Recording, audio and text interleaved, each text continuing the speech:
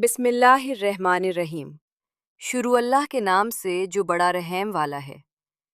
मेरे मोहतरम अज़ीज़ दोस्तों, आज मैं इस वीडियो की शुरुआत एक ऐसी हकीकत से करना चाहती हूँ जो हम सब की ज़िंदगी का रुख बदलने वाली है। अगर आपके दिल में किसी के लिए कोई मलाल या रंजिश है, या दुनिया की तमाम परेशानियों ने आपको घेर रखा है, तो सबसे पहले अपने दिलों को साफ करें और कुछ लम्हे अल्लाह की इबादत के लिए निकालें। फिर आप देखेंगे जो मुश्किलें, जो परेशानियां, जो उलझनें आपको पहाड़ जैसी लगती थीं, वो कैसे पल भर में हल होने लगती हैं।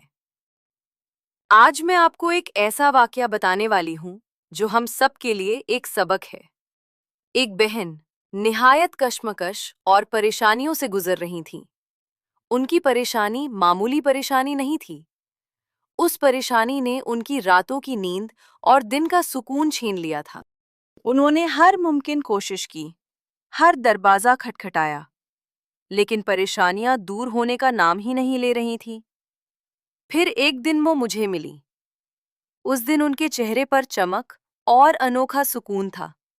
मैंने उनसे पूछा कि बहन, तुम्हारी परेशानियों का मसला हल हुआ?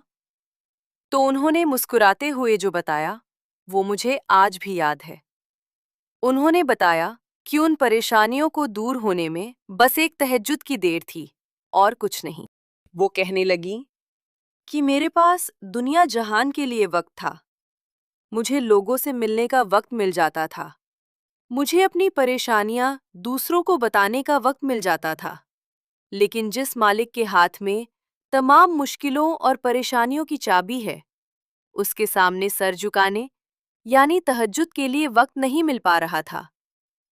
जैसे ही मैंने दुनिया से उम्मीद हटाकर पिछला पहर अल्लाह रब्बुल इज़्ज़त के नाम किया, मेरी सारी परेशानियां, सारी उलझनें, सारी मुसीबतें दूर हो गईं। मोहतरम नाजरीन, याद रखिए, हम अक्सर हल वहाँ तलाश करते हैं जहाँ अंधेरा होता है, लेकिन उजाला तो उस ज़ाते पाक के पास होता है जहाँ पुकारने वाले की पुकार कभी खाली नहीं जाती। तहज्जुद के वक्त अल्लाह रब्बुल इज़्ज़त आसमाने दुनिया पर नुज़ूल फरमाता है और पुकारता है कि है कोई मांगने वाला जिसे मैं अता करूं। मोहतरम नाजरीन, तहज्जुद के वक्त की गई दुआ कभी निशाने से चूकती नहीं। जरा इस बात पर गौर करें कि एक तीर निशाने पर तभी लगता है जब निशाना लगाने वाला पूरे यकीन और सलीके से काम ले। जब आप आधी रात के वक्त सन्नाटे में तहज्जुद के वक्त दुआ मांगते हैं, तो बारगाहे इलाही में आपकी दुआ तीर की तरह अर्श के पर्दों को चीरती हुई अल्लाह तक पहुंच जाती है। रिवायतों में आता है कि जब एक बंदा आधी रात के वक्त अपने रब को पुकारता है, तो सातवें आसमान के फरिश्ते रुक जाते हैं और अल्लाह अपने फरिश्तों से फरमाता है कि देखो, मेरा बंदा अपनी नींद तोड़कर मेरी इबादत में खड़ा है।